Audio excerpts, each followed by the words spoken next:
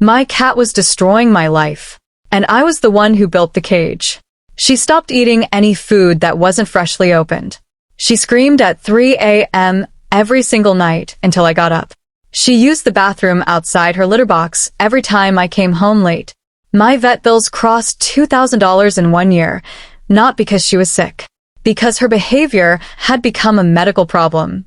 The vet finally sat me down and said something I will never forget. You didn't spoil your cat. You accidentally broke her. Today I'm going to show you 11 signs that love has quietly gone too far. And I'm saving the most important one for the very end because it's not about your cat at all. It's about you. And once you hear it, you cannot unhear it. It started so small, I didn't even notice. The food bowl moved 2 inches. She yelled. I moved it back. The feeding time shifted by 20 minutes. She protested. I adjusted. Each time I told myself, she's just particular. She has preferences. That's personality. But here is what was actually happening beneath every one of those small moments. I was teaching her a lesson. Every single time. The lesson was this: the world adjusts to me. Not sometimes. Always. Cats are territorial animals. Their sense of safety is built on predictability. Fixed points. Stable anchors. That part is real, and it matters. But there is a critical difference between providing stability and surrendering all authority. Every time I moved that bowl back, I wasn't being kind. I was lowering her tolerance threshold for any change, drop by drop, until the day came when even the smallest disruption, a different brand of food, a vet visit, a house guest, became genuinely destabilizing for her.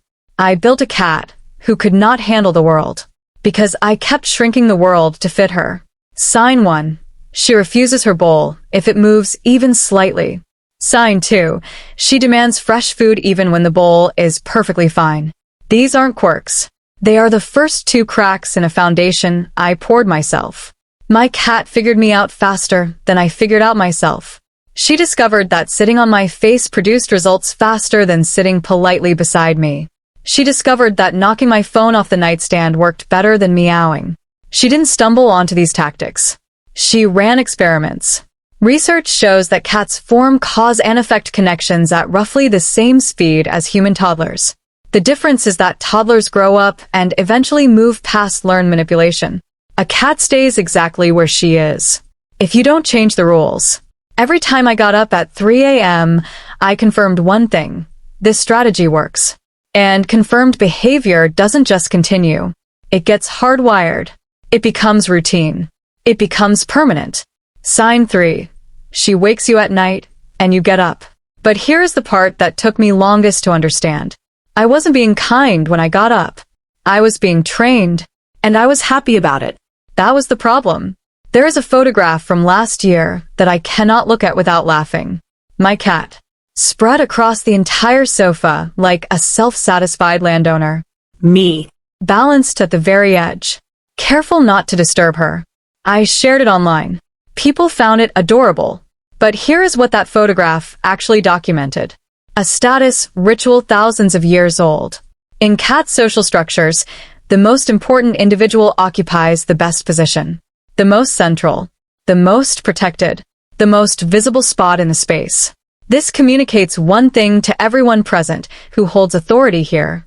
Every time I moved aside, every time I shifted my laptop, every time I apologized for sitting on my own sofa, I was participating in that ritual. And losing. Every time. Without exception. Sign 4. She owns the couch and you take the corner. Sign 5. She ignores you when you call but demands attention on her terms. Sign 6. She punishes you when you return from a trip. And here is what makes sign 6 the most insidious of all. The guilt you feel when she turns away from you? She learned to produce that guilt. Deliberately. Through patient observation of your face, your posture, your voice. She found the button. And she uses it every time she needs something from you. This is the part nobody wants to say out loud. A spoiled cat is not a happy cat. She is a cat that love accidentally stripped of every tool she needs to live. A cat who cannot wait. A cat who cannot accept no. A cat who cannot handle any change. A cat living with chronic low-level anxiety she didn't choose and cannot resolve. Sign 7. She only allows touch when she decides and responds to any uninvited contact with aggression. This is not personality. This is a cat who never felt secure enough to stop being defensive. Sign 8. She sits on your book, your keyboard, your hands, not for warmth, but to control where your attention goes. A cat who cannot tolerate even brief moments of your focus being elsewhere is not being affectionate. She is managing anxiety every single hour. Sign 9. You change your plans, your furniture, your social life around her. And here is the question worth sitting with quietly. Not who matters more, but who is adapting to whom. And has that ratio become something neither of you consciously chose? A cat who has never been asked to adapt is a cat quietly deprived of something essential. The discovery that she can handle a world that doesn't always configure itself to her specifications. The discovery that she is considerably more resilient than her environment ever allowed her to find out. You took that discovery away from her. With love. That is the cruelest part. When my vet told me I had broken my cat, I asked the obvious question. How do I fix it? I expected a long list. Behavioral therapy, special training, expensive interventions. She said 3 words. Be boringly consistent. Not strict. Not cold. Not distant. Just consistent. Same feeding time. Every day. Same boundaries. Every time. Same response to the 3 a.m. campaign. Every night. Because here is what research into cat attachment shows clearly, consistently, across study after study. Cats don't need their owners to say yes to everything. What produces the most genuinely secure, most behaviorally stable, most content cat is a consistent, predictable, confident human presence. Someone whose behavior can be understood. Someone whose responses don't shift based on the emotional intensity of the demand being made. Not someone who always says yes. Someone who is always, reliably, recognizably the same. Your refusal isn't a withdrawal of love. In the language cats actually process, it is safety. Structure is safety. Predictability is safety. A calm no is safety. The cat doesn't need a frictionless world. She needs a comprehensible one. And comprehensibility is the foundation of real trust. It took me 4 months of boring consistency. The 3 a.m. campaign stopped. The food refusal stopped. The punishment behavior stopped. She didn't love me less. She finally felt safe enough to relax. I promised you the most important sign at the end. Sign 11. And it has nothing to do with your cat. It is this.